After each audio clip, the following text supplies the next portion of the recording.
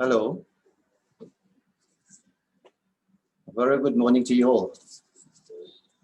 Her Excellency, the First Lady of Republic of Sierra Leone, Mrs. Fatima Jabi Bayu, Mr. Dhruv Panchal, Founder and Executive Director, Helping Hand International, Mr. Ibrahim Alpha Moinga, HHI West Africa President and Voice of Hope Youth Organization International, Honorable Ministers, dignitaries on the dais and off the dais, leaders of tomorrow, galaxy of stalwarts, ladies and gentlemen, all protocols respected. Again, a very good day to you all. It's really a great pleasure and privilege for me to participate in this very important summit. Coming from ARDU, being the Secretary General of ARDU, I wish to bring greetings to you from 31 member countries in Africa and Asia.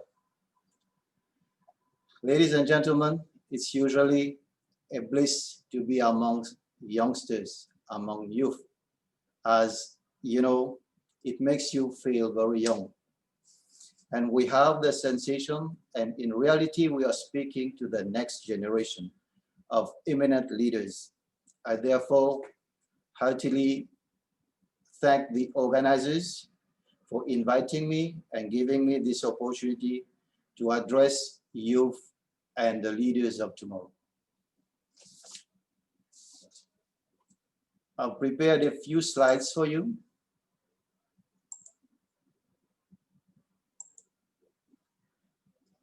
Let's go through these few slides. As Secretary General again, I would like to point out that our organization, the African Asian Rural Development Organization, is assisting 31 governments to transform their rural areas and to increase the livelihoods of their folks, as well as to ensure sustainable and inclusive development.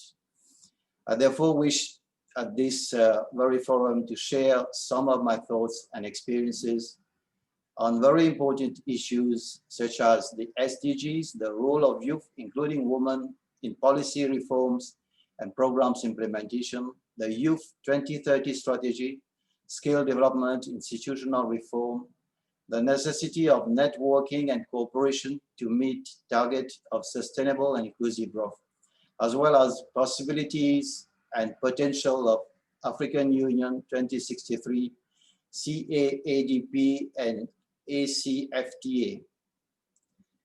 Ladies and gentlemen, we all know that in 2015, the world came together for the SDGs. But by that time in 2015, when the world was being saddled with the task of SDGs, many countries, especially in Africa, in Asia, and Latin America, were still grappling and struggling with unfinished agendas of the MDGs. What do we see now in the latest report of 2020 of the United Nations Secretary General on the progress which have been achieved towards the 17 SDGs? It is clearly mentioned that lots of progress have been achieved, but it highlights also that there is continued unevenness of progress. Progress is stalled or reversed on inequalities, the rate of climate change, and the number of people going hungry. These are very worrisome reports. On the specific SDG 16, which is about promoting peace and inclusive societies for sustainable development, the report of the Secretary General of UN again reads, conflict, insecurity, weak institutions, and limited access to justice remain a great threat to sustainable development. So ladies and gentlemen, my dear youngsters, you will see there is a dire need to catalyze our collaborative effort to strengthen institutions, to bring in policies of fairness and ethical values. You know, here again, you see the youth has to be the main actor. Youth will remain the main actor. The ramification of youth commitment, coordination, and cooperation would be enormous in achieving all the goals. especially when we know that the world has committed itself to leave no one behind. There has been a pledge to leave no one behind, to fast track progress so that we can reach the one at the extreme end of the line. We've seen many countries have been successfully integrating and mainstreaming SDGs in their programs and budgets and developing national policies to support sustainable development. Despite that, we see that there is projections indicating that ending poverty and other main targets by 2030 would be probably missed. Most concerned and most affected definitely will be unemployed youth, and especially youth in the rural areas and women in the rural areas. The question is, how do we tackle the urgency to increase employment and youth participation and to create sustainable socio-economic growth in countries like Sierra Leone, in LDCs and developing countries? The question is how to provide steam to the economy, how to speed up and scale up. The driving force should be politicians and accompanied by youth and implementers of policies. For the SDG goals to be fully achieved, ladies and gentlemen, everyone needs to understand and do their part. Youth commitment, coordination, and cooperation to develop ownership and guide other stakeholders has to be central. You will see the youth commitment, coordination, and cooperation has to deal with private sector, motivate them, and guide the agenda so that the whole society moves into one direction.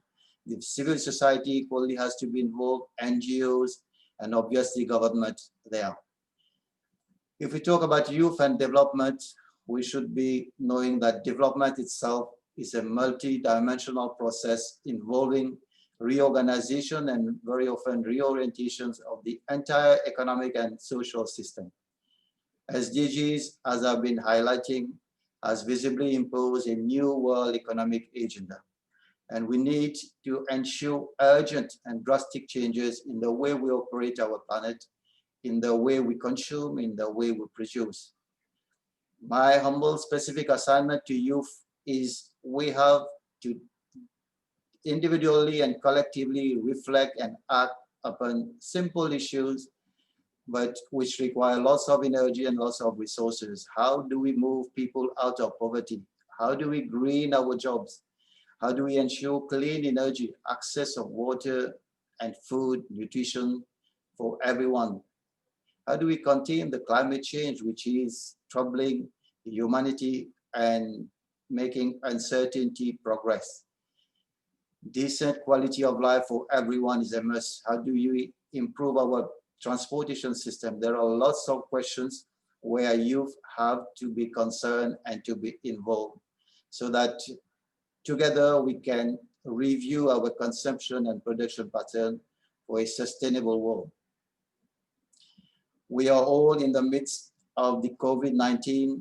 Let's discuss a few minutes about the youth, the role of youth in restoring the COVID-19 crippled economies. We have all seen that the pandemic has compounded existing problems by breaking down supply and value chains and has caused lots of disruption in the market and obviously distress to people.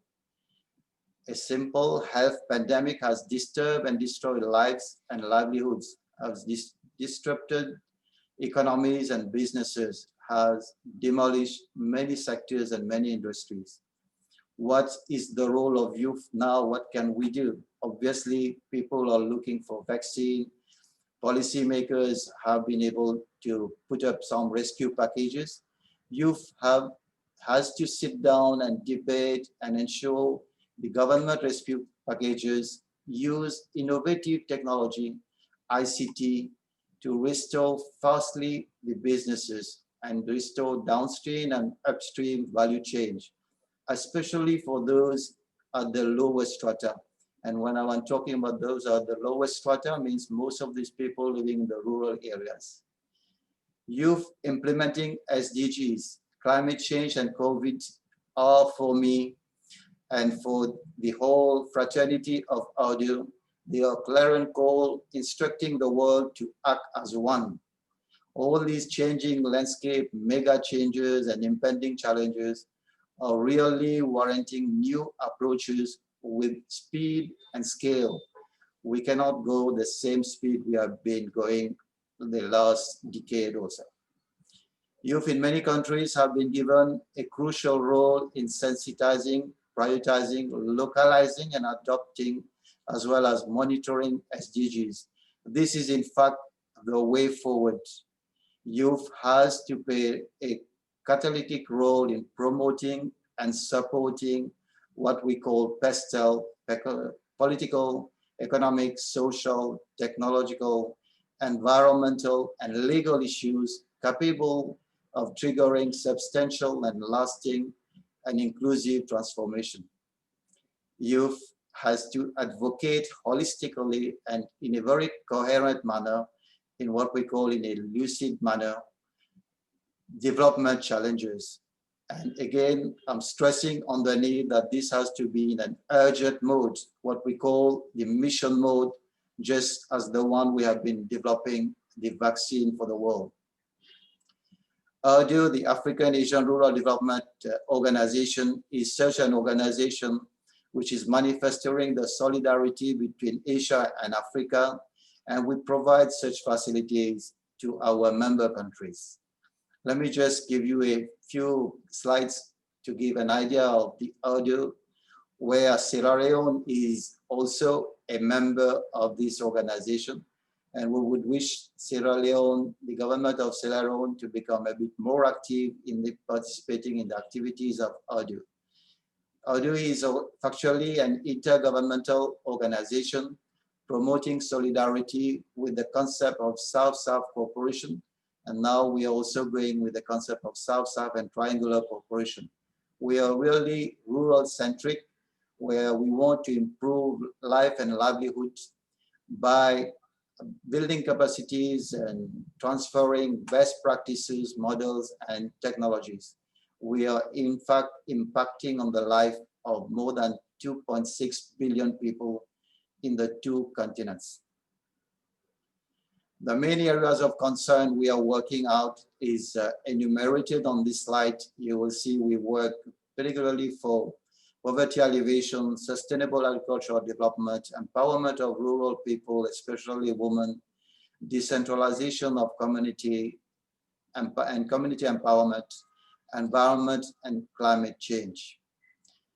Actually, we are aligning our activities with SDGs. This is an idea of all the African member countries. We've got actually 18 member countries from Africa and 15 member countries from Asia. On this slide, you can see, ladies and gentlemen, on the left-hand side, that is the organizational part of our activities, where we've got ministerial conferences, which is held once every 3 years, followed by executive committees and liaison committees, where most of the high commissioners and ambassadors are represented. We come together and discuss issues how to enhance cooperation between Africa and Asia for agricultural and rural development. On your right-hand side, you will see the technical activities we are involved in. There are lots of technical activities, especially in capacity building, human resource development. We do finance some small projects, which we call development pilot projects, to the tune of $50,000 US. And obviously, we rely on lots of our partners. We've got observer status with UN organization. This gives you an idea of the main UN SDGs we are working upon. Let me, ladies and gentlemen, say a few words on the UN Youth 2030 strategy. We know that this strategy focuses on youth to facilitate youth engagement and participation in the implementation, review, and follow-up of the 2030 agenda, as well as other global agenda and frameworks. The priority areas of this strategy are, again, engagement, participation. This is where I'm calling all the youth to become more active and to participate in all these initiatives for SDGs. Economic empowerment through decent work, peace and resilience, youth and human rights. These are the priority areas of this strategy. What for me, based on the experience as the Secretary General of ADIO, I understand that the youth mission has to be impactful transformation by focusing on I. The I is the institutions, incentives, infrastructure, investment, income, and innovation. We are really looking forward to have what we call DAMS disruptors. And young people are very good at that. We can disrupt the way we've been operating in a positive sense so that we enhance productivity. We accelerate also, we are looking for accelerators for good initiatives. There are lots of initiatives which have been done throughout the world by many organizations. So we have to accelerate that and multiply those projects which have really impacted on livelihoods and achieving SDGs. We, in fact, need game-changing policies, institutions, and technologies, and innovation to be aggressively fostered. And that's a basic mission which youth, according to me, should adopt. We know that youth is a specific category where people are very optimistic. There have been surveyed in the past which have proven that more than approximately 70% of the youth of the world really believe and factually will be working towards making 2030 a better place, when most adults were skeptic about the 17 SDGs. In the international workshop in Zambia in 2017, organized in collaboration with ADIO and COMESA, we have a takeaway that youth is really optimistic, talented, entrepreneurial, daring, and most importantly, energetic and lively. So this is what we have to tap upon. Many countries have strategies for the development of the youth people, but these strategies, unfortunately, do not translate into better lives for young people, or they are time-taking, they are delayed in implementation. All policies and programs have to be youth-centered with positive discrimination for women, and most importantly, youth, to ensure their full timely implementation. Youth, ladies and gentlemen, they are very smart, and we have very good disciplined youth. Most of the difficult things in life can usually be achieved through discipline. Let me recall the ex-president of India, Abdul Kalam, who wrote, "The dream is not the one you see when you sleep, but the one which won't let you sleep." And I know youth has got the dream to live in a better world. So let's mold together discipline and smart youth for that better world. Youth as a unique actor of SDGs. I'll just leave this slide for you to read. You know, one of the owner of the world records of the youth writer in the world said, "Our audacity to challenge inequalities and to accept others and to connect to them makes us unique actors in achieving SDGs." So let's follow that spirit. I've got a few suggestions for our policymakers. We know that young people are facing many problems, but they are better informed and socially more responsible, and they know more about digitally connected facilities with endless possibilities, and they are more creative. Curiosity is also there, energy, impatience, and gut. Let's hold all this into account and tap all this when we are formulating our policies. Let's responsibly engage youth in specific goals such as sustainable agriculture to achieve SDG 1, SDG 2.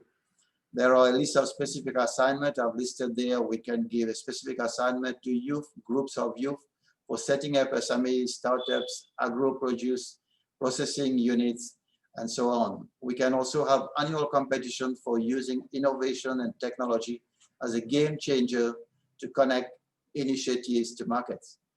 Incentives and support for bioproducts, fair trade, low-cost technology also can be easily considered. Youth have to be incorporated and ensure in all important committees to ensure value-based, accountable reporting and ethical transformative leadership. This is the cry of the day. We need to provide space for youngsters to be able to play their role fully. A few more suggestions now for the youth itself, for youth empowerment. Youth to collectively watch and influence policy formulation. Policy formulation, ladies and gentlemen, is very, very important. Though it is a lengthy process, youth has to play an important role into that. Let's collect our energy, mobilize all our young leaders and organizations so as to corroborate our agendas and advocate as one the world we want to see and the implementation of SDGs. Enhance, obviously, all education facilities and talent and skills development. I will just I'd like to highlight on the last but one point. We have to focus what we said again on this institution, investment, innovation, information, incentive, because without these, any politics, policies, projects, programs, and plan will fail. So networking and benchmarking finally has also to be very much incorporated at local level, regional level, and international level. So be cooperative, my dear youngsters. Become leaders who can aim at creating more leaders. Let's together create more bridges and not walls. Possibilities are there enormous. Innovatively identify the gaps and tap opportunities. I will cite only a major opportunities in Africa with the African Continental Free Trade Area. We know it is creating an enormous market of more than 1.3 billion people and 55 countries with an enormous GDP. Let's build up our capacity for networking. Let's be coherent and credible and committed to our act. Together, we have to fly your kite. Enhance knowledge, innovation, technology, and entrepreneurship. My perception of youth to promote inclusive, sustainable youth, sustainable hub, which can guarantee livelihood and enhance standard of living of inhabitants. You will see youngsters at the center have to ensure all these facilities in the community they are living, in the country they are living, in the region, and connecting to the world. Thank you very much for your attention. I think that brings me to the end of what I wanted to tell this summit, and I'm very confident that youngsters will be able to guide even elders and policymakers to take this world to a higher level to ensure implementation of SDGs in a faster and better manner. Thank you very much. Thank you very much, Excellencies. Thank you very much, all invitees present. Thank you to the organizers for giving me this golden opportunity to address all of you. Thank you.